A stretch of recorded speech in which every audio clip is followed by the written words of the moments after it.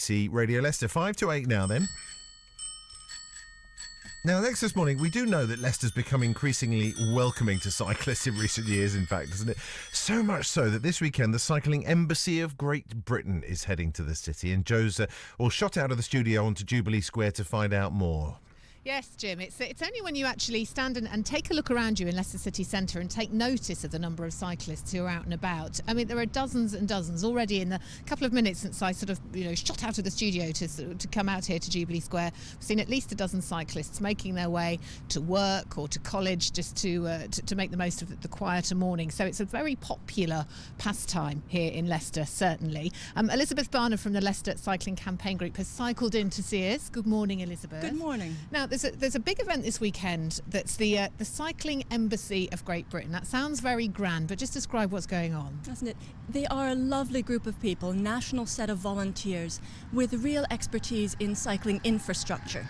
So they are coming to town to see the best that Leicester has to offer, and very luckily for us, to give us their advice from all over the world and especially all over the UK, how you get around bus stops, where to put your curb cuts, really specific how to make the best quality roads we can make. Because this is the thing, isn't it? I think we'd all love to cycle more, but standing here looking at sort of Vaughan Way down there, it looks a bit scary. You've got a big, solid, good bike here, and how do you ensure that you're safe when you cycle in?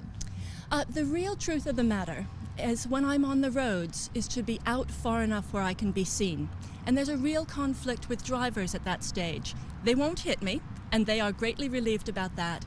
But yes, I'm the slower bit of traffic in front of them. It's one of the reasons we really want infrastructure where you don't have to be brave or quick to get where you're going.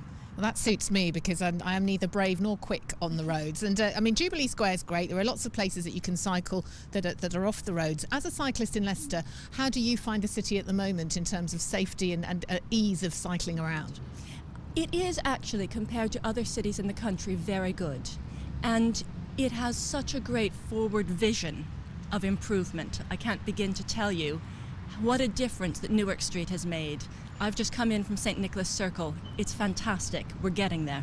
Okay, well, that's encouraging. I'm going to have a go now because I don't feel it's fair that we've asked Elizabeth to cycle all the way in 2 miles this morning in the traffic without at least me sort of taking to the bike. So, Elizabeth, I'm going to ask you to hold the microphone, if you don't mind. Brilliant. We'll swap roles for a minute. I'm going to grapple with the... Look, Jim, we went on a tandem. Do you remember? Yeah, that was nearly a it. complete disaster. Oh, thank you. Oh, look, Elizabeth's being a real professional here. This is about the right height for me.